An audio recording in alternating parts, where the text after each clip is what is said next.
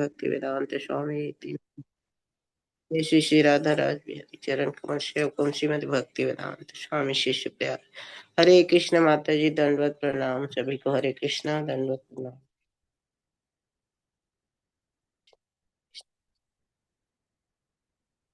हरे कृष्ण।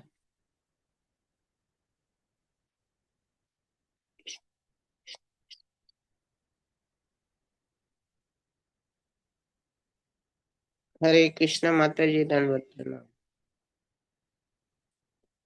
हरे कृष्णा। बहुत बहुत धन्यवाद मीरा माता जी, आज का जपा सेशन लीड करने के लिए। और धन्यवाद जी आपको। ब्रह्म संहिता पढ़ेंगे माता जी।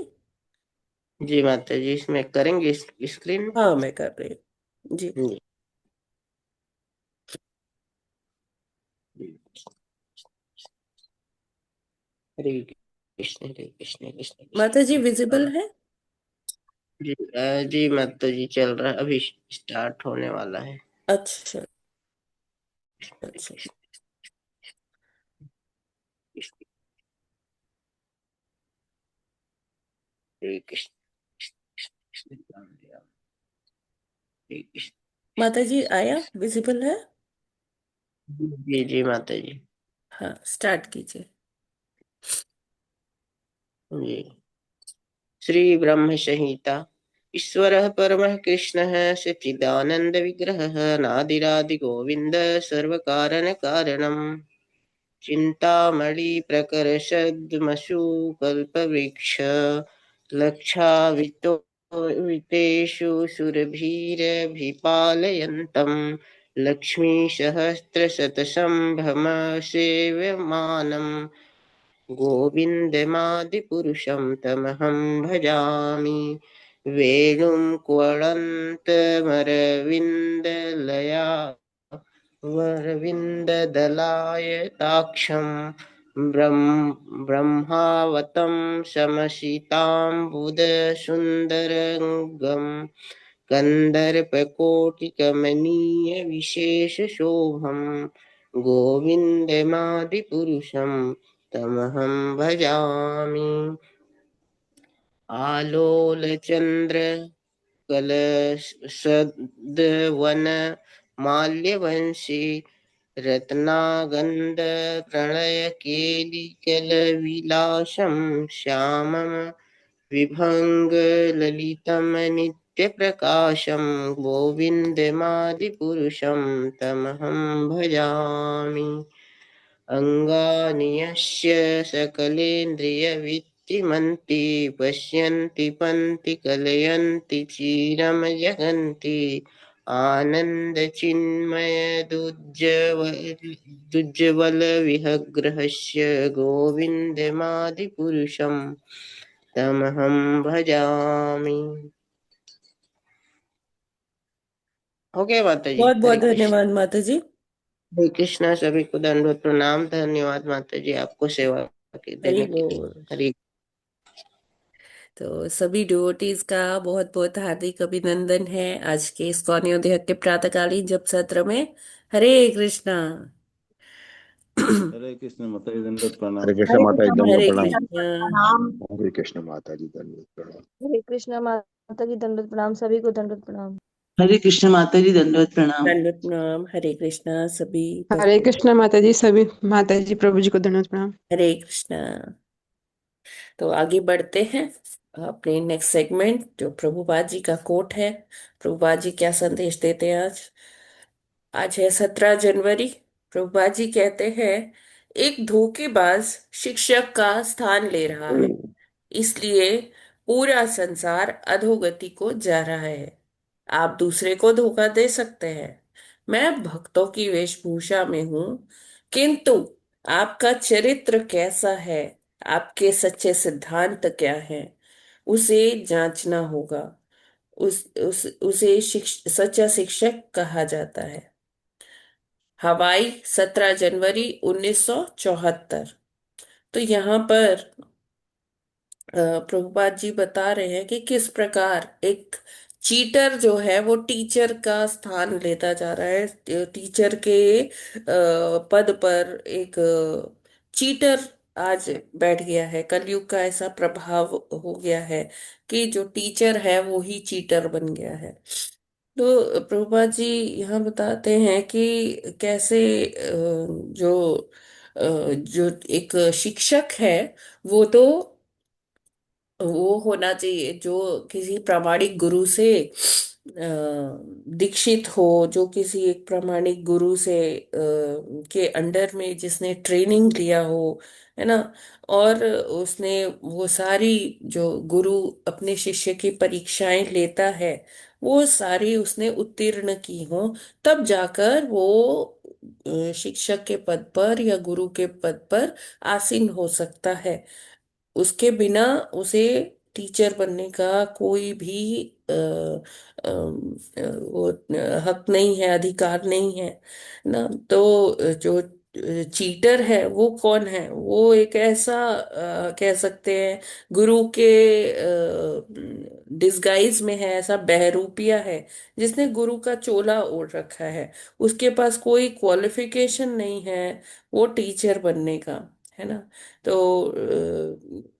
कोई भी जो एक गुरु का पोजीशन ले तो उसको लोगों को भ्रमित नहीं करना चाहिए, बल्कि उसको लोगों का मोह को तोड़कर उन लोगों को भगवान से कनेक्ट करना चाहिए। लेकिन जो गुरु, जो शिक्षक जो है अपने शिष्यों को भगवान से ना जोड़कर और उसी भौतिकता में धकेले, है ना, अपने पूजा करवाए, अपने को महान बताए, भगवान को वो कहीं पीछे ही छोड़ देते हैं।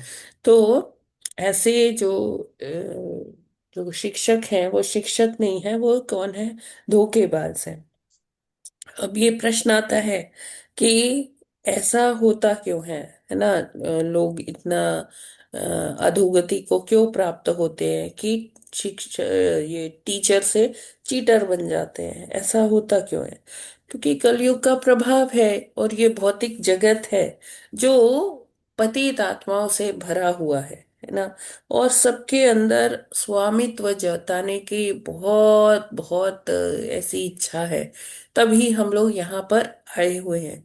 तो ऐसे में कोई व्यक्ति जो ये चाहता हो कि हाँ देखो मेरे इतने फॉलोअर्स हों, मेरे इतने अनुयायी बन जाएं, ऐसा मैं सब पर अपना डंडा चला सकूं, मैं सब पर अपना जो है अपना मत थोप सकूं, है ना, और सब मेरे आगे पीछे रहे, मेरी सेवा करे, है ना। तो इस उद्देश्य से लोग जो है यश, झूठा यश प्राप्त करने के लिए अनेक अनेक जो लोगों को वो बेवकूफ बनाते हैं। और अपने जो अपना जो उनका सिद्धांत है, वो लोग शास्त्र तो पढ़ते नहीं है, अपने मन मर्जी से वो कार्य करते हैं और लोगों को बेवकूफ बनाते हैं। तो प्रभुपाद जी कहते हैं कि आप शिक्षक की तरह से पहनावा तो पहन सकते हैं, एक गुरु के तरह से आप ऊपर से तो पहनावा पहन सकते हैं, लेकिन जब कोई शास्त्रों की बात करेगा, जब कोई सिद्धांतों की बात करेगा, तो उसका असली चेहरा नजर आ जाता है। जैसे एक जैसे एक कोई व्यक्ति पुलिस का वो चोला तो पहन सकता है, पुलिस की वर्दी तो पहन सकता है, लेकिन और किसी को बेवकूफ भी बना सकता है, लेकिन जब वहीं पर कोई अधिकारी आ जाता है जिसको सब पता होता है पुलिस विभाग का कैसे कार्य प्रणाली है, क्या है, वो उसको 1 मिनट में ही पहचान जाएगा कि ये कैसा है ना, कि ये नकली पुलिस है कि असली पुलिस है। तो इस तरह से अगर हम ध्यान नहीं देंगे तो आज का वातावरण ऐसा है कि जो नकली गुरु है वो लोगों को बहुत भ्रमित करते हैं और इसी भौतिकता की दलदल में और घुसाते चले जाते हैं। जबकि एक गुरु का कर्तव्य क्या है कि वो अपने शिष्यों को, सभी को भगवत धाम लेकर जाए। और अगर वो नहीं ले जा सकता तो उसे गुरु बनने का कोई अधिकार है ही नहीं। लेकिन आज के टाइम में जो जो ये कलयुग का पदार्पण हो चुका है, कलयुग अपना प्रभाव धीरे धीरे दिखा रहा है। तो क्या है कि आज के टाइम में ऐसे गुरु उपलब्ध हैं बाजार में, जो लोग अपने यश के लिए, अपनी कीर्ति बढ़ाने के लिए, कुछ पैसे लेने के लिए दक्षिणा के रूप में वो लोग ऐसे कार्य कर रहे हैं कि लोगों को वो अच्छी इतना शिक्षा दे रहे हैं, ना सिद्धांत समझा रहे हैं, ना शास्त्र पढ़ने को बता रहे हैं, ना भगवान से ही कनेक्शन करवा रहे हैं। तो ऐसे लोग खुद तो नरकगामी हैं ही, और जो उनके फॉलोअर्स हैं उनको भी वो नरकों की तरफ ही ले जा रहे हैं। तो चाहे वो भौतिक जगत हो, चाहे वो आध्यात्मिक जगत हो, जो कभी भी हमें मतलब किसी भी कार्य के लिए अ, हमें समझना होगा कि हम किससे शिक्षा ले रहे हैं। कोई धोखेबाज से हमें शिक्षा नहीं लेनी चाहिए। पहले हमें जांचना होगा, पहले हमें उनको परखना होगा कि हाँ ये प्रामाणिक है कि नहीं है। जैसे हम अपने बच्चों का स्कूल में एडमिशन कराते हैं, कॉलेजेस में एडमिशन कराते हैं, चाहे यूनिवर्सिटीज में एडमिशन कराते हैं, तो हम ये देखते हैं कि ये यूनिवर्सिटी कॉलेज रिकग्नाइज्ड है कि नहीं है। अगर रिकग्नाइज्ड है, किससे है ना, यूजीसी है या ये टेक्निकल जो एआईसीटी होता है उससे है। तो हम कई चीज देखते हैं, कई लेवल्स पे जांचते हैं कि वो कॉलेज कैसा है, वहाँ के टीचर्स कैसे हैं, हमारा बच्चा अच्छे से पढ़ पाएगा कि नहीं पढ़ पाएगा। तो जब हम भौतिक शिक्षा के लिए ऐसा देखते हैं, तो आध्यात्मिक शिक्षा के लिए भी हमें देखना चाहिए कि हम कौन से गुरु के पास जा रहे हैं, वो प्रामाणिक है कि नहीं है, वो किस परंपरा से जुड़े हुए हैं, है ना, उनके पीछे कौन और क्या हिस्ट्री को क्या है, कौन है उनके पीछे। जैसे प्रभुपाद जी ने भगवत गीता में पूरी गुरु परंपरा का नाम दिया हुआ है ना, कि ये है, ये है, ये है। तो स्टार्ट होता है कृष्ण से, और हमारे श्रील प्रभुपाद जी तक वो परंपरा उन्होंने बताई है कि इन्होंने इनसे दीक्षा ली, इन्होंने इनसे दीक्षा ली। ऐसे 32 नाम उसमें लिखे हुए हैं। तो वो पूरी गुरु परंपरा को हम देख सकते हैं, जान सकते हैं। ठीक है, लेकिन आज मार्केट में इतने सारे गुरु हो गए हैं, और वो दीक्षा भी दे रहे हैं, वो सब कुछ कर रहे हैं। तो हमें जांचना चाहिए, देखना चाहिए कि हम जिनके पास आध्यात्मिक शिक्षा लेने जा रहे हैं, तो इनका क्या हिस्ट्री है, क्या परंपरा है, कौन सी गुरु परंपरा से आते हैं, कौन से संप्रदाय से आते हैं। हमें ये पूरा टेस्ट करना चाहिए और फिर उनको समर्पण करना चाहिए। क्योंकि अगर हम किसी पाखंडी व्यक्ति को अपना गुरु बना लिए, तो ऐसा व्यक्ति खुद तो नरक जाएगा ही, और हमको भी पूरा सेट कर देगा वहां जाने के लिए। तो हमें हमारा आध्यात्मिक मार्ग जो हम सोच रहे हैं कि हम इस तरह आगे बढ़ना चाहते हैं, भगवत प्राप्ति करना चाहते हैं, तो फिर हम नहीं कर पाएंगे। तो सबसे अच्छा तरीका क्या है समझने का, जांचने का, कि जब भी आप गुरु के पास जाए तो उनसे पूछे कि भगवान कौन है, हाँ हम भगवत प्राप्ति कैसे कर सकते हैं। तो ऐसे गुरु जो है वो भगवान के बारे में डिस्कस ना करके वो अपने बारे में डिस्कस करेंगे। देखिए मैं ये हूँ, मैं वो हूँ, और मैं आपको ऐसे करा दूंगा, सब करा दूंगा, मेरी पूजा करिए। वो अपने को ही अपना ही महिमा मंडन करते रहेंगे। और जो प्रामाणिक गुरु है वो कभी भी अपना महिमा मंडन नहीं करते। वो डायरेक्टली कोई शिष्य को भगवान से जोड़ते हैं कि ये भगवान है, इन्हीं के कृपा से हम आगे बढ़ेंगे। तो वो अपने इसमें कोई अपने योगदान के बारे में या अपनी कोई चर्चा नहीं करते हैं। वो अपने आचरण से सिखाते हैं किस तरह से भक्ति करनी है। तो हमें जरूर से जांचना चाहिए और उसके बाद जो है हमें गुरु धारण करने चाहिए, गुरु से दीक्षा लेनी चाहिए। हरे कृष्णा। जगत गुरु श्रील प्रभुपाद की जय। हरि बोल। आई होप ये क्लियर है सभी को। जी माता जी। हाँ माता जी। प्राणवायु तो संस्था द्वारा प्रमाणित गुरु से बिल्कुल ही शिक्षा और दीक्षा लेनी चाहिए, क्योंकि गुरु का कर्तव्य है कि अपने शिष्य को जो है आध्यात्मिक मार्ग में आगे बढ़ाता हुआ भगवत धाम तक ले जाए। और प्रमाणित गुरु नहीं होगा तो शिष्य और गुरु दोनों ही नरक में जाएंगे। इसलिए सोच समझ के गुरु का चयन करना चाहिए जो कि संस्था द्वारा प्रमाणित हो। हरे कृष्ण। जी जी बिल्कुल। तो आगे बढ़ते हैं भागवतम अध्ययन की ओर। तो आज 19वां हमें श्लोक क्रमांक 19 करना है। जी माता जी। कल हमने देखा कि किस प्रकार दक्ष ने अब श्राप देना शुरू कर दिया है शिव जी को। और प्रभुपाद जी कहते हैं जी अरे ये श्राप नहीं है, ये तो शिव जी के लिए वरदान ही है। अगर ऐसा ना होता, ये को ना मिलता, तो शिव जी को भी अन्य भौतिकतावादी देवी देवताओं के साथ ही उसी लाइन में ही रहते।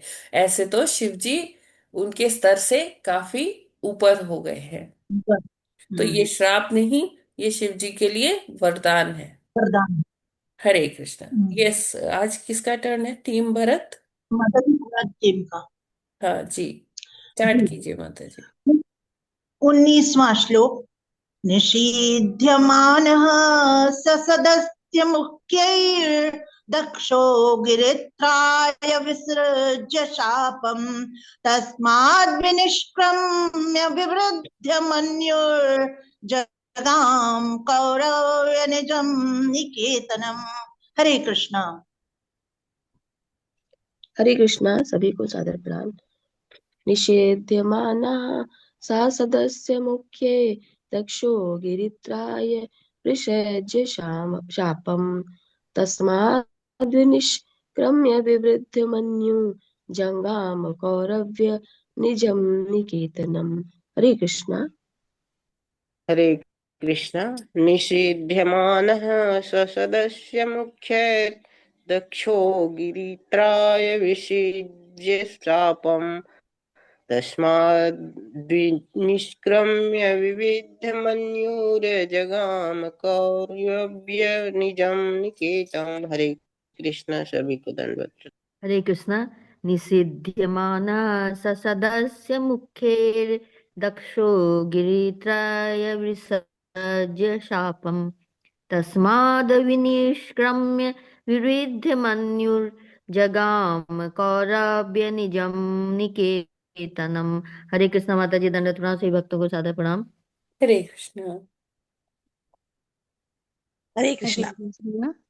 निषिध्यमानः स सदस्य मुख्ये दक्षो गिरित्राय विसृज्य शापम् तस्माद् निष्काम्य विविद्य मन्यो जगाम कौरव्य निजं निकेतनम्।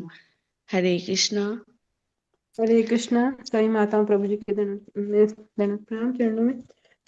जगत गुरु श्री प्रभुपाद की जय। निषेव्यमानं सह सदस्य मुखे दक्षः गिरित्राय विसर्जय शापं तस्मातः विनिष्क्रम्य विवध्य मन्युः जगाम कौरवः निजं निकेतनम्। हरे कृष्णा। सभी दंडवत प्रणाम सभी माता प्रभु जी के। हरे कृष्णा। निषीद्यमानः सदस्य मुखौ दक्षो गिरित्राय विसर्ज्य चापम् निष्क्रिम्य विवृध्य मन्यो जगाम कौरव्य निजं निकेतनम्। हरे कृष्णा। हरे कृष्णा। निषेध्यमाना सा सदस्य मुख्या दक्ष गिरित्या विसर्जय विसर्जय शापं तत् मत्सा विनिष्काम्या विवृद्ध मान्यो जगमा कौरव्य निज निकेतम। हरे कृष्णा माता जी। हरे कृष्णा। निषिध्यमान सदस्य मुखे दक्षो गिरित्राय विसृज्य शापम तस्माद् विनिश्यक्रम्य बिभ्रेद्य मन्युः जगाम कौरव निजं निकेतनम। हरे कृष्णा। हरे कृष्णा। निस्सन्देयमानो च सदस्य मुखे दचो गिरिद्रै निचस्य शापम् तस्माद् निष्क्रम्य बिभेति मन्नु यागम गौरव्य निजम निकेतनम। हरे कृष्णा। हरे कृष्णा। सभी को दंडवत प्रणाम। निषेध्यमानः सदस्य मुखै दक्षो गृत्राय वृषज शापं तस्माद्दिविनिश्चकर्मै विवर्धमनुजज्ञां कौरव्य निजं निकेतनम्। हरे कृष्णा। सुधा माता जी, आप आगे पढ़ना चाहते हैं? माता जी मैं पढ़ू? हाँ हाँ, वही कह रही हूँ, आप पढ़ना चाहते हो? जी पढ़िए। हरे कृष्णा। श्रील प्रभुपाद जी की जय। शब्दार्थ अनुवाद तात्पर्य श्रील प्रभुपाद जी द्वारा। श्रील प्रभुपाद जी की जय। शब्दार्थ। निषिद्ध मां मना किए जाने पर सह वह दक्ष सदस्य मुख्य यज्ञ के सदस्यों द्वारा दक्ष गिरित्राय शिव को विसन्य त्याग कर शाप तस्मात् उस स्थान से विनिम्य क्रम्य बाहर जाकर विशुद्ध मनु अत्यंत क्रुद्ध होकर जगाम चला गया। कौरव्य हे विदुर निजम अपने निकेतनम घर।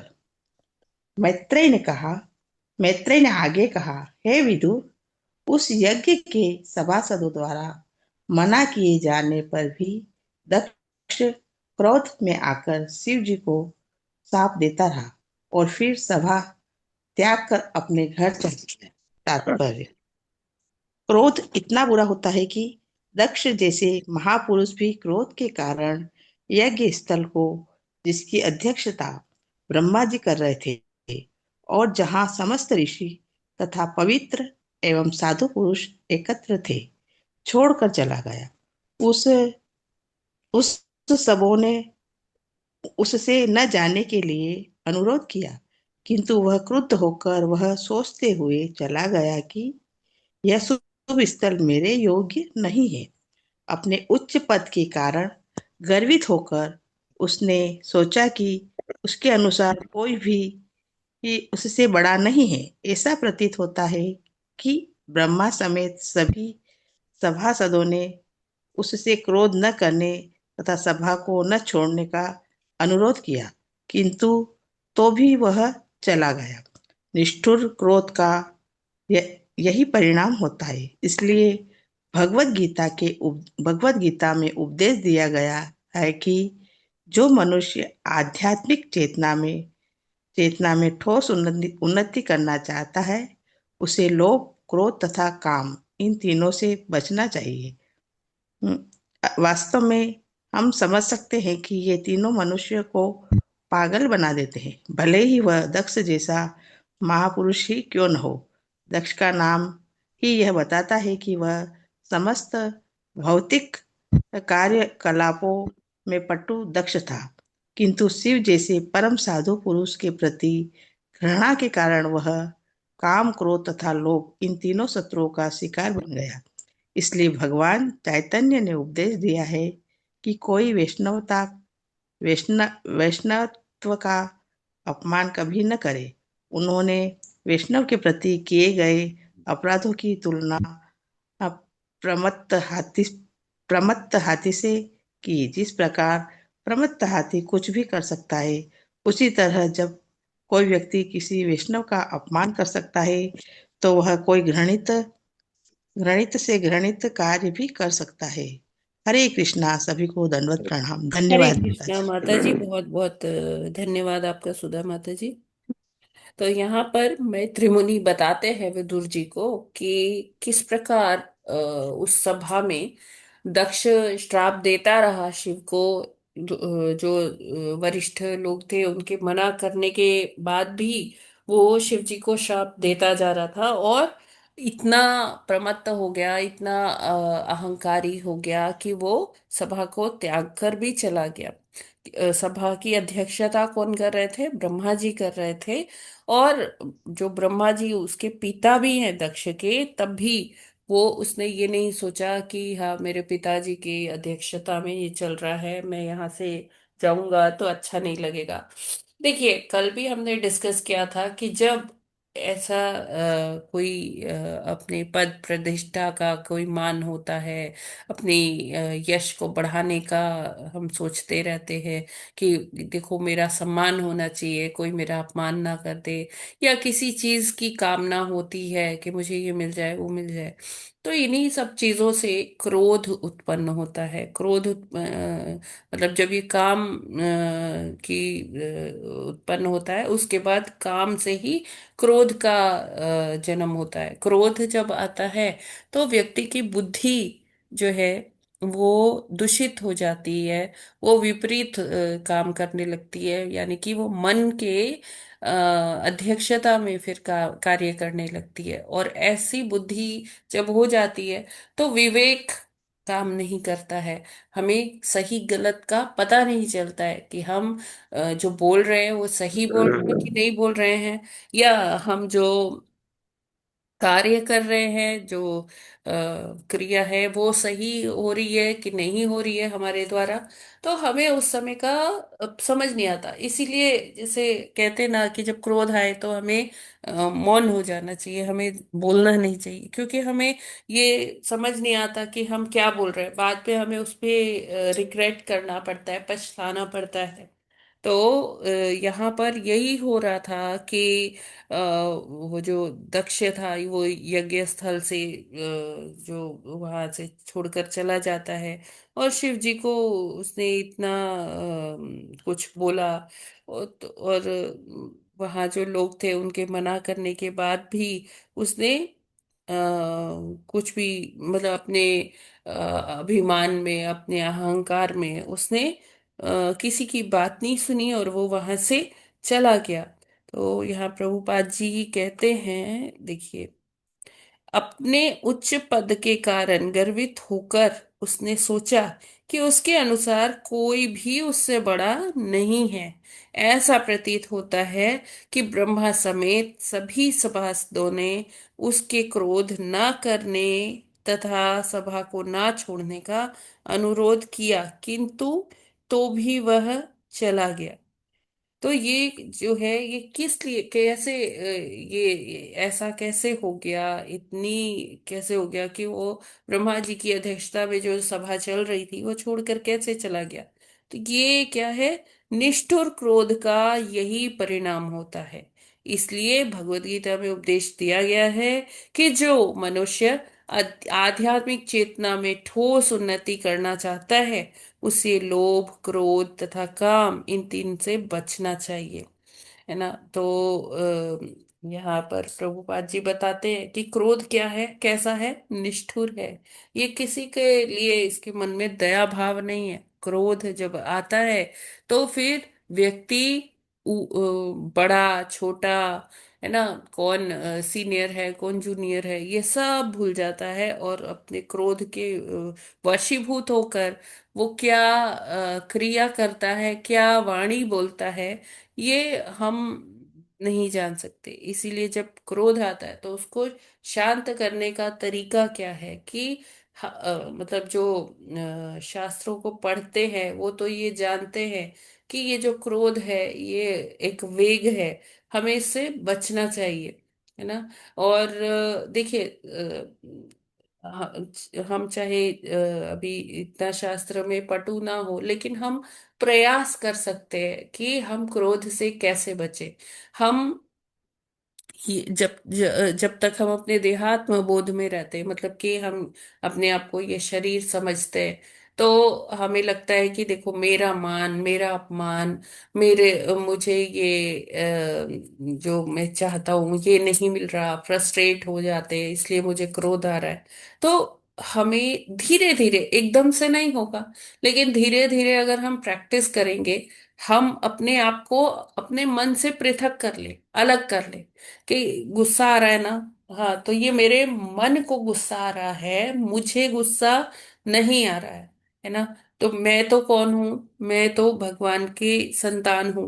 मैं वही सच्चिदानंद रूप, छोटा सा मेरा आकार है। मेरा क्या मान, क्या सम्मान, है ना। तो ठीक है, इस चीज को भी जाने देते हैं, लेट गो इसको, इससे हम बाहर निकलते हैं।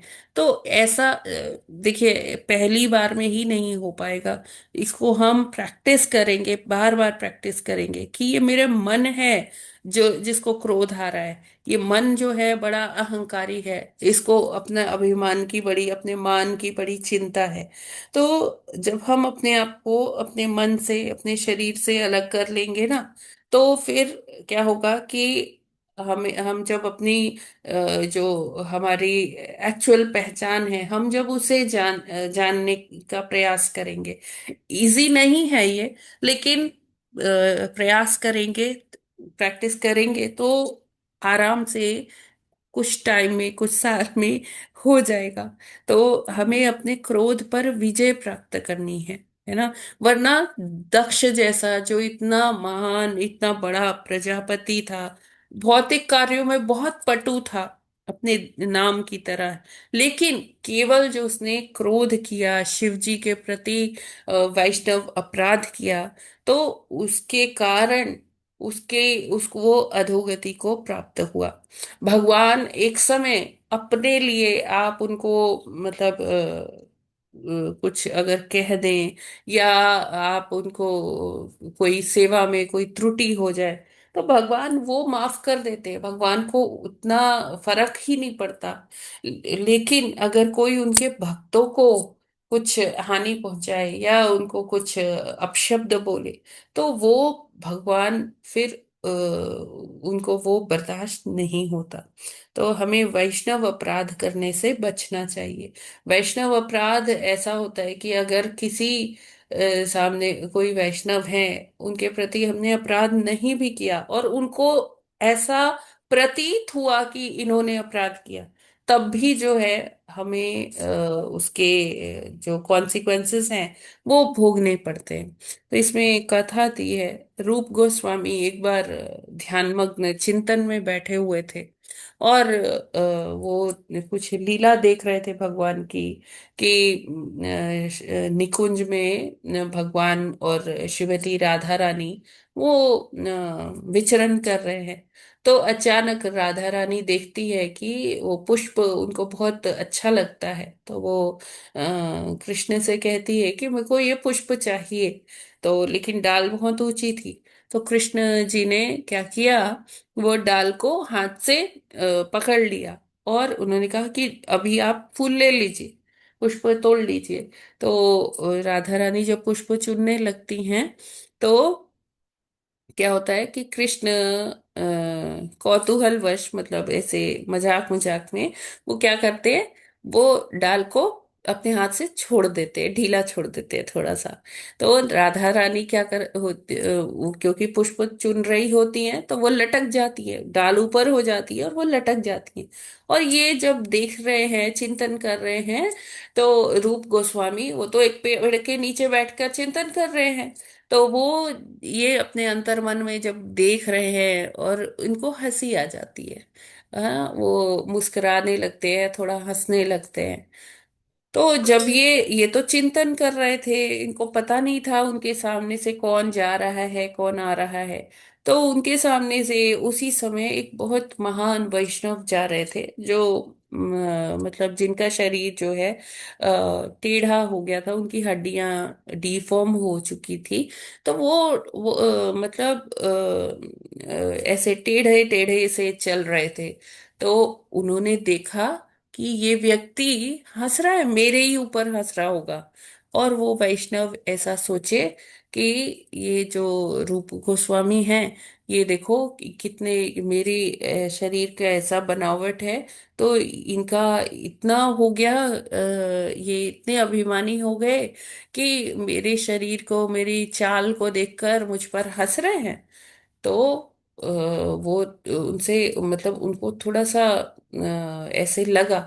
तो उसके बाद तुरंत जैसे ही वो व्यक्ति ने, वो वैष्णव ने सोचा, तुरंत ही रूप गोस्वामी का जो चिंतन था ना, वो भंग हो गया। वो जो लीला देख रहे थे भगवान की, वो उन ध्यान, उनके ध्यान से चला गया, नहीं देख पा रहे। अभी वो एकदम विचलित हो गए कि ऐसा कैसे हुआ, अरे रोज तो मैं देखता था, अभी अब आजकल क्यों नहीं देख पा रहा हूँ।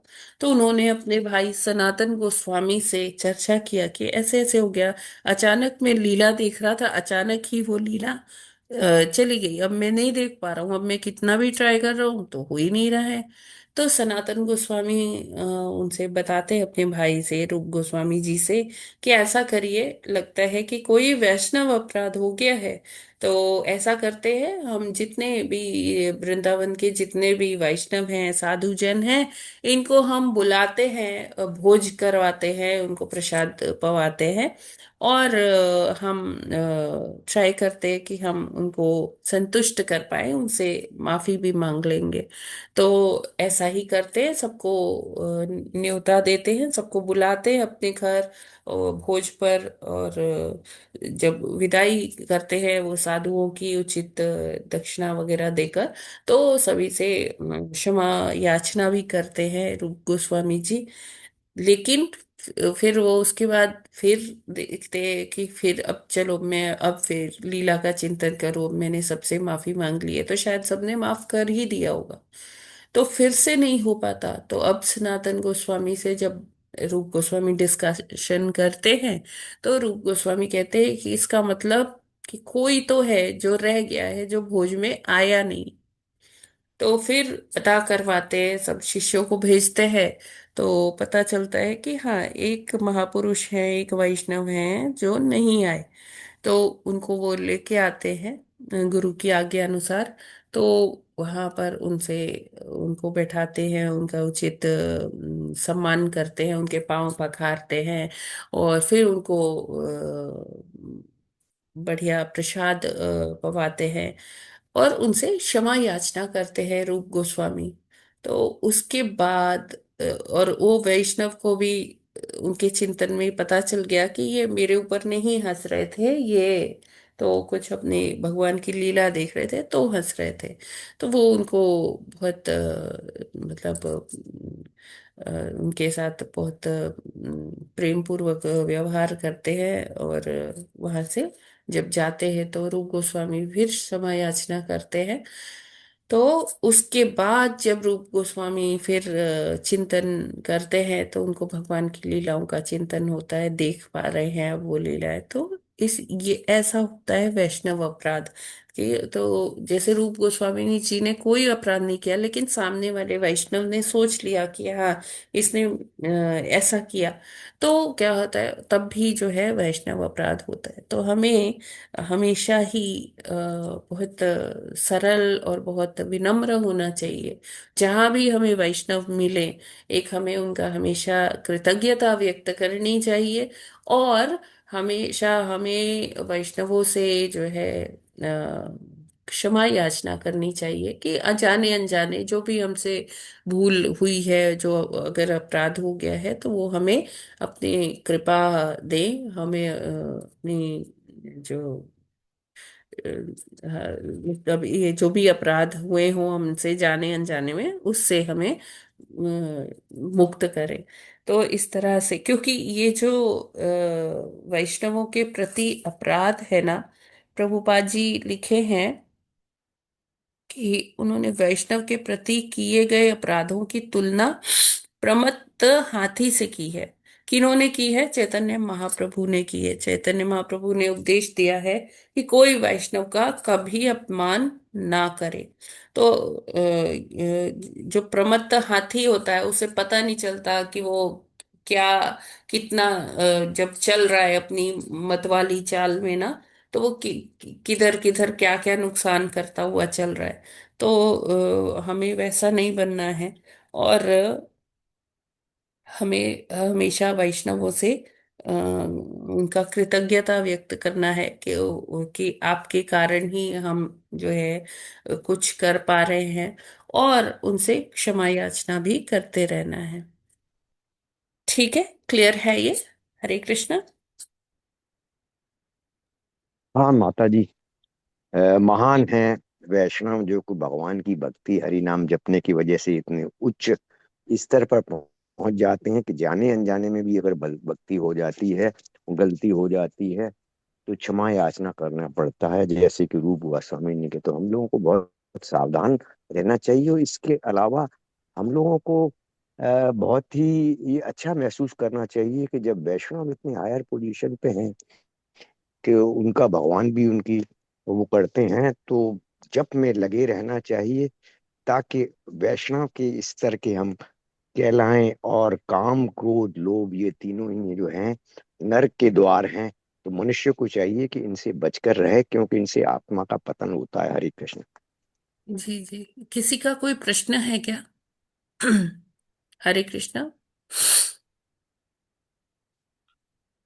ठीक है, फिर हम अगले श्लोक पर आगे चलते हैं। श्लोक क्रमांक 20। लक्ष्मण जी। हरे कृष्ण। विज्ञाय शापम गिरीशानुग्रा ग्रहणीर नंदीश्वरो रोष कषाय दूषित दक्षाय शापम विसर्ज दारुण ये चान्व मोदम स्तवाच्य ताम द्विजा। हरे कृष्ण। हरे कृष्ण। विज्ञाय शापं गिरिसानुगाग्रणी नन्दीश्वरो रोषकसाय दूषिता दक्षाय शापं विससर्ज दारुणम् ये चान्वमोदमस्त दवाच्यताम द्विजः। हरे कृष्णा। माता जी, प्रभु जी, सभी को दंडवत प्रणाम। हरे कृष्ण। हरे कृष्ण। हरे कृष्ण। विज्ञाय शापं ग्रीशानुग्राग्रणी नन्दीश्वरो रोषकसाय दूषितः दक्षाय शापं विसर्ज दारुणम् ये चानवमोदस्तं दभ्याश्च तामदुयिजाः। हरे कृष्ण। हरे कृष्णा। विज्ञाय शापं गिरिशानुगाग्रणी नदीश्वरो रोषकषाय दूषितः दक्षाय शापं विसर्जन्य दारुणं ये चान् वनोमदं स्तद्वाच्यतां द्विजाः। हरे कृष्ण। हरे कृष्ण। विज्ञानशापं गिरिशानुगाग्रणी नन्दीश्वरो रोषकाचाय दूषितः दक्षाय शापं विसर्ज दारुणं ये चान्वमोदमस्तदवाच्यतां द्विजा। हरे कृष्ण। सभी हरे कृष्णा माता जी, सभी को दंडवत प्रणाम। नंदीश्वरो रोष कषाय दूषिता दक्षाय शापम विससर्ज दारुणम ये चान मोदम दस्त वाचयताम द्विजा। हरे कृष्णा माता जी, सभी को दंडवत हरे प्रणाम। हरे कृष्णा। विज्ञाय शापम गिरिशानुगाग्रणी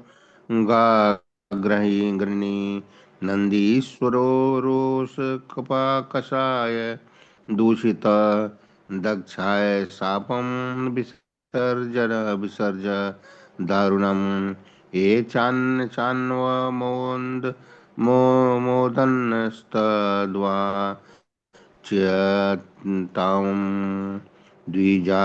हरे कृष्णा। हरे कृष्णा। विज्ञाय शापं गिरिशानुगाग्रणी नन्दीश्वरो रोषक शाय दूषितः दक्षाय शापं विसर्ज दारुणम् ये च अनुमोदनं तत् अवाच्य ताम द्विजः। हरे कृष्णा। माता जी सभी को दंडवत प्रणाम। हरे कृष्णा। विज्ञाय शापं गिरिशानुग्राग्णी नन्दीश्वरो रोषकषाय दूषितः दक्षाय शापं विससर्ज्य दारुणं ये चान्वमोदस्तत्वाच्युतां द्विजा। हरे कृष्णा। हरि बोल। दंडवत हरे प्रणाम। कृष्णा। विज्ञाय शापं गिरिशानुगाग्रणी नन्दीश्वरो रोषकषाय दूषितः दक्षाय शापं विससर्ज दारुणम् ये चान्वमोदंस्तदवाच तां द्विजाः। हरे कृष्णा। सभी भक्तों को दंडवत प्रणाम। माता जी दंडवत प्रणाम। हरे कृष्णा।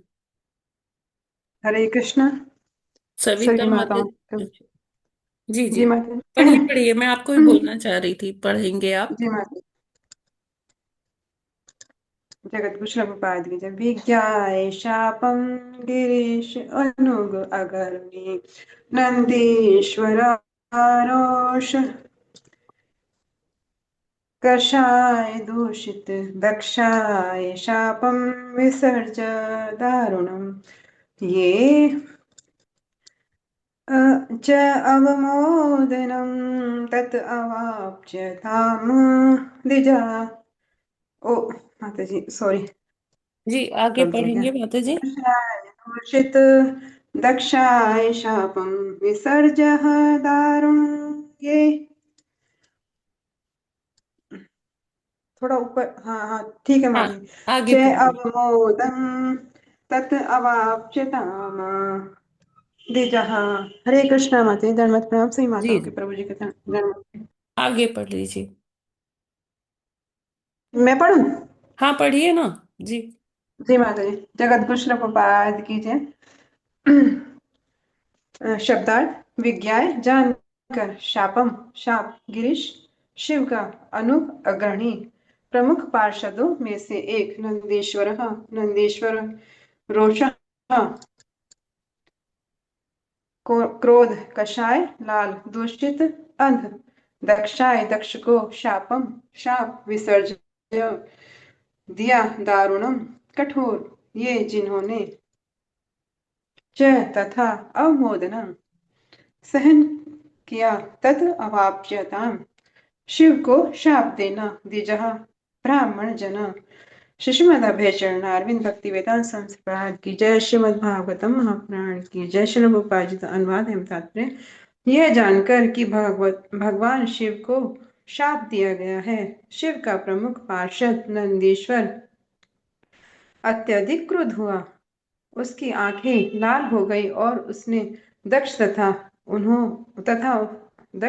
वहां उपस्थित सभी ब्राह्मणों को, जिन्होंने दक्ष द्वारा कटु वचनों में शिव जी को शापित किए गए जाने को सहन किया था, शाप देने की तैयारी की। तात्पर्य श्री प्रभुपाद जी की जय। श्री प्रभुपाद जी की जय। कुछ नव दीक्षित वैष्णवों तथा शैवों में दीर्घकालीन मतभेद चला आ रहा है। वे सदैव भिड़ते रहते हैं। जब दक्ष ने कटु वचनों द्वारा शिव को शाप दिया तो वहां उपस्थित कुछ ब्राह्मणों को मजा आया होगा, क्योंकि वह ब्राह्मण शिव को अधिक पसंद नहीं करते हैं। वे शिव की स्थिति को न समझने के कारण ऐसा करते हैं। इस शाप से नंदीश्वर प्रभावित हुआ, किंतु उसने वहां पर उपस्थित भगवान शिव का अनुकरण नहीं किया।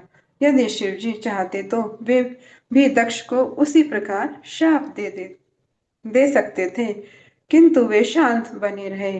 किंतु उनका अनुयायी नंदीश्वर इसे सहन नहीं कर सका। निसंदेह अनुयायी होने के कारण वह यह उचित ही था कि वह अपने स्वामी की निंदा सहन कर न करता, किंतु उसे वहां उपस्थित ब्राह्मणों को शाप नहीं देना चाहिए था। इससे सारा मामला ऐसा उलझ गया कि जो अधिक बलशाली न थे वे अपने अपने पदों को भूल गए, और इस तरह उस सभा में शाप प्रतिशाप चलता रहा। कहने का तात्पर्य यह है कि भौतिक जगत ऐसा अस्थिर है, अस्थिर है कि वहां उपस्थित नंदीश्वर, दक्ष तथा अनेक ब्राह्मण रोष के वातावरण से प्रभावित हुए बिना ही रहे। हरे कृष्णा माता जी, दंडवत प्रणाम माता जी। हरे थैंक यू माता जी, कृष्णा। बहुत बहुत धन्यवाद माता जी। बहुत धन्यवाद माता जी आपका। तो यहाँ पर अब देखिए, क्रोध उत्पन्न हुआ, एक व्यक्ति से क्रोध उत्पन्न हुआ, वो क्रोध कम्युनिकेट हो गया, आगे बढ़ा, वो दूसरे तक आ गया, दूसरे लोगों तक आ गया। कहाँ पहुंचा? नंदी, जो शिव जी के वाहन हैं, नंदीश्वर, तो उन तक वो क्रोध की, क्योंकि वो अपने स्वामी का इस तरह से भरी सभा में जो तिरस्कार हुआ, अपमान हुआ, वो उसको सह नहीं पाए।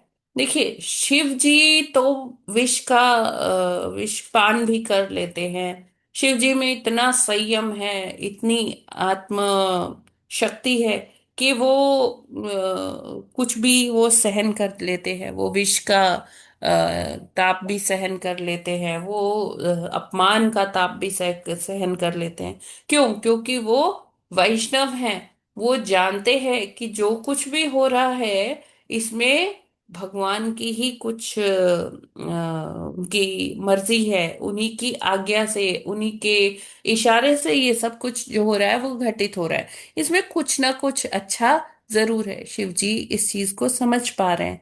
लेकिन जो नंदी हैं, जो उनके वाहन हैं, शिव जी के सेवक हैं, वो इस चीज को शिव जी के भांति वो इस चीज को सहन नहीं कर पाए। उनकी मतलब गुस्से में उनकी आंखें तमतमा रही थी, लाल हो गई थी। और वहां जो अब उन्होंने ना शाप देना अभी नंदी ने शुरू किया कि तुम सभी कैसे ब्राह्मण हो, जो शिव जी का इतना अपमान होता रहा और आप लोग सह गए, ऐसा कैसे हो गया? अच्छा, फिर इसमें प्रभुपाद जी बताते हैं कि आज भी, मतलब अगर हम देखें तो वैष्णवों में और शैवाइट्स जो होते हैं, शैव जो होते हैं, उनमें थोड़ा द्वंद्व चलता रहता है, उनमें मतभेद मतांतर चलता रहता है। शैव कहते हैं हम महान हैं, हम देखो ज्ञानी हैं, हम इतने बड़े बड़े अनुष्ठान करते हैं। और वैष्णव कहते हैं कि नहीं, हम ज्यादा। और ये कौन से वैष्णव कहते हैं? नव दीक्षित। यहाँ ध्यान दीजिए, प्रभुपाद जी ने वैष्णवों के आगे ये विशेषण लगाया है, नव दीक्षित वैष्णवों तथा शैवों में। जो परिपक्व वैष्णव हैं वो नहीं करते मतभेद, उनको कोई मतलब नहीं है। अगर शैव कहे कि हाँ हम ज्यादा महान हैं, तो जो परिपक्व वैष्णव है ना, वो जो स्वरूप सिद्ध हो गए हैं, वो यही कहेंगे कि हाँ हाँ ठीक है, आप ही ज्यादा महान हैं। वो अपना टाइम वेस्ट नहीं करेंगे वाद विवाद में, ठीक है ना। लेकिन जो नव दीक्षित वैष्णव है, जो नव आगंतुक है, जो अभी नए नए वैष्णव बने हैं, तो वो लोग टकरा जाते हैं शैवाइट्स से। वो कहते हैं कि नहीं नहीं, हम हमारे भगवान ज्यादा बड़े हैं, हम ज्यादा महान हैं, हम ऐसे देखो, हम ऐसे प्रैक्टिस करते हैं, हम देखो नाम जप करते हैं, हम शास्त्र अध्ययन करते हैं। तो शैवाइट्स जो होते हैं, जो शैव होते हैं, वो क्या कहते हैं कि तुम तो बस नाच गाना करते रहते हो, संकीर्तन करते रहते हो, हम तो देखो कितने बड़े बड़े अनुष्ठान करते हैं, ज्ञान मार्ग है हमारा, हमारे ऐसे हमें सिखाया गया है, ये सिखाया गया है। तो ये ऐसे जो है मतांतर चलते ही रहते हैं। तो उस टाइम पर भी ऐसे कुछ लोग थे जो शिव जी को इतना नहीं जानते थे, नहीं, अपने अज्ञानतावश उनको समझते नहीं थे। तो उन्होंने भी वहां चुप रहना ही, मौन ही रह गए, वो ये सब देखते रह गए। और उनको अंदर ही अंदर उनको अच्छा भी लग रहा था। तो ऐसे लोगों को फिर जो ये नंदी थे, ऐसे लोगों को वो श्राप देते रहे। तो ऐसी स्थिति हुई कि वहां श्राप प्रतिश्राप का सीरीज चलने लग गई। किसी ने किसी को श्राप दिया, फिर वो उठा, उसने उसको श्राप दे दिया। क्या यहाँ पर हमें ये सोचना चाहिए, जिनका जिनके विरुद्ध ऐसा अपमान हो रहा था शिव जी के प्रति, उन्होंने तो एक शब्द नहीं बोला, वो इस चीज को सहन कर गए, है ना। लेकिन बाकियों में शाप और प्रतिशाप चलता रहा। और वो छोटी सी बात का दक्ष प्रजापति ने इतना वो ऐसा माहौल बना दिया कि वहां सारे ही लोग इस क्रोध और शाप प्रतिशाप के चंगुल में ऐसे फंसे कि काफी देर तक ये चलता रहा। हाँ, दूसरा एक पॉइंट हम यहाँ एक और चीज सोच सकते हैं कि जब हमारे गुरु को, जब हमारे स्वामी को कोई कुछ कहे, तो हमें वो बर्दाश्त नहीं करना चाहिए। तो यहाँ पर नंदी ने भी वही किया। नंदी से नहीं सहन हुआ। नंदी को कोई कुछ बोल देता है तो नंदी सहन कर जाते हैं, लेकिन जब शिव जी, उनके स्वामी को किसी ने बोला, तो वो सहन नहीं कर पाए। तो नंदी ने फिर को क्रोध आ गया। तो इसी तरह से अगर हम देखते हैं कि जब हनुमान जी दूत बनकर लंका गए थे, श्री रामचंद्र जी के दूत बनकर गए थे लंका, और सीता माता का पता लगाने गए थे, तो रावण जब तक उनको बोलता रहा, अरे तुच्छ वानर, ये है वो है, तुम अब तुम रावण को सिखाओगे कि कैसे क्या करना है, तुम मुझे नीति पाठ पढ़ाओगे, तब तक हनुमान जी को कोई क्रोध नहीं आया। वो संयम से वहां बेड़ियों में बंधे खड़े रहे रावण की सभा में।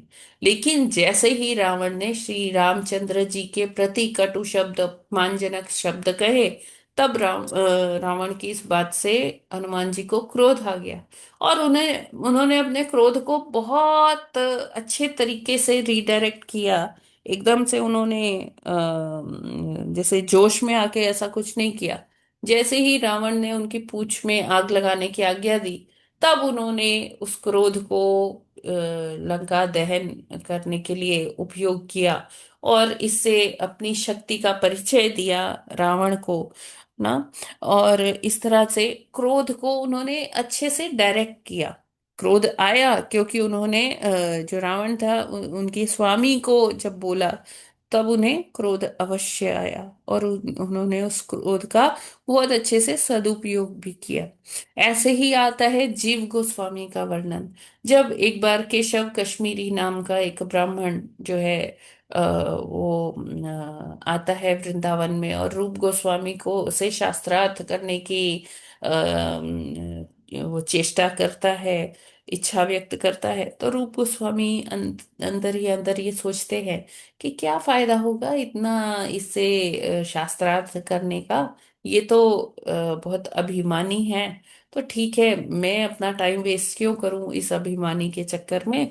मैं क्या करता हूँ, वो अपने साथ एक वो एफिडेविट लेके चलता था, एक प्रमाण पत्र लेके चलता था कि जिनको वो हराता था उसके उनके सिग्नेचर्स करवा लेता था। और वो फिर उसको प्रदर्शित करता था कि देखो मैंने इनको शास्त्रार्थ में परास्त किया, देखो इनको भी कर दिया, इनको भी कर दिया। तो ऐसे ही रूप गोस्वामी ने हस्ताक्षर कर दिए कि हाँ ठीक है, मैं परास्त हो गया। रूप गोस्वामी को क्या था कि बेकार में टाइम वेस्ट होगा इस अभिमानी के चक्कर में, इसको शास्त्रार्थ से कुछ अच्छा आउटपुट तो निकालना नहीं है, अपनी ही यश कीर्ति बढ़ानी है।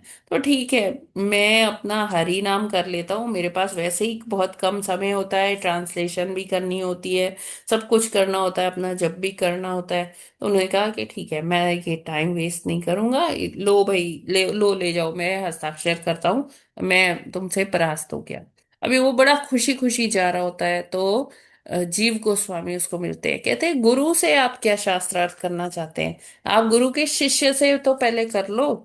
तो केशव कश्मीरी से वो शास्त्रार्थ करते हैं। जीव गोस्वामी उनको क्योंकि गुस्सा आ गया कि ऐसा ये मेरे गुरुदेव को ऐसे उनसे हस्ताक्षर करवा के कैसे ले जा सकता है। तो जीव गोस्वामी ने उनसे फिर शास्त्रार्थ किया, उनको बहुत बुरी तरह से परास्त किया शास्त्रार्थ में। हाँ, लेकिन फिर उनको अपने गुरु का कोप सहना पड़ा। स्वरूप गोस्वामी ने उन्होंने कहा कि जब मैंने कर दिया था जाने देते, तुमने भी अपना समय ऐसे व्यक्ति के लिए क्यों वेस्ट किया।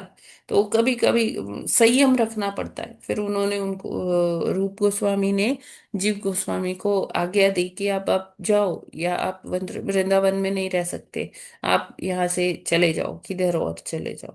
तो फिर वो मथुरा चले गए यमुना जी पार करके। तो ऐसे शिष्यों का यहाँ इसमें से एक ये भी निकलता है, एक एंगल ये भी है देखने का कि जब स्वामी का कोई अपमान करे तो या गुरु का कोई अपमान करे तो जो शिष्य हैं उनको क्रोध आ ही जाता है। तो नंदी ने भी वो ही किया। हरे कृष्णा। जगत गुरु श्रील प्रभुपाद की जय। आई होप ये क्लियर है सभी को। हरे हाँ कृष्ण। माता जी, माता जी नंदी हरे जो है कृष्णा। माता अनुयायी जी था दंडवत भगवान प्रणाम। शिव का। माता जी एक मिनट। नंदी हरे जो है कृष्णा माता जी। अनुयायी था भगवान का, तो ठीक है उसका शिव जी का। तो उसने अपने अनुसार जैसे शास्त्रों में वर्णित है अच्छा ही किया, तो उसका प्रतिकार किया तथा शाप देने की सोची। परंतु माता जी, नंदी को सवारी भी कहा जाता है शिव की, हाँ परंतु यहाँ नंदीश्वर शब्द यूज हुआ है। नंदी ईश्वर किस तरह से है ये नंदी?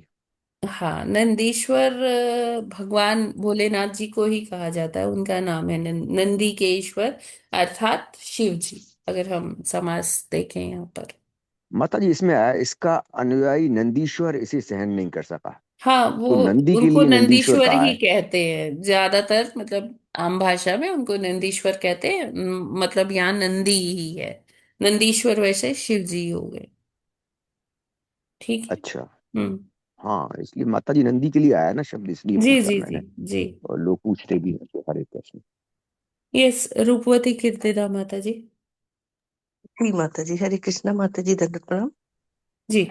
माता जी मैं ये कहती, जैसे नंदी जी को भी गुस्सा आया, तो माता जी ये स्वाभाविक है। तो एक मतलब अगर भगवान की या अच्छे शुद्ध भक्त को बहुत मानता है, उसकी अगर कोई करता है, कि ये भी चौपाई कही गई है जो कि हरिहर निंदा सुनहि जे काना, वो ही पाप गो घात हाँ। समाना। तो यस। थोड़ा हाँ, तो माता जी जो, हाँ, जो ऐसी निंदा सुनता है बैठा रहता है मौन, तो जी वो भी उसी अपराध का भागी बन करता है।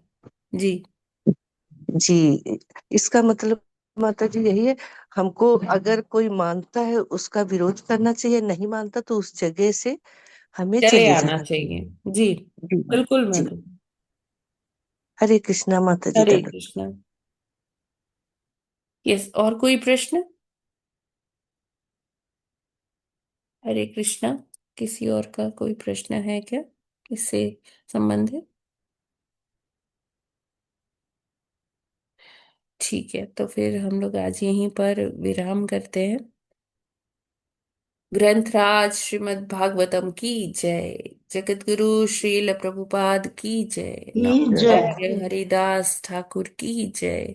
अनंत कोटि वैष्णव भक्त वृंद वृंद की की जय। जय। वाञ्छा कल्पतरुभ्यश्च कृपा भ्यश्च कृपा सिन्धुभ्येव च सिन्धुभ्येव च पतितानां पतितानां पावनेभ्यो पावनेभ्यो वैष्णवेभ्यो नमो नमः।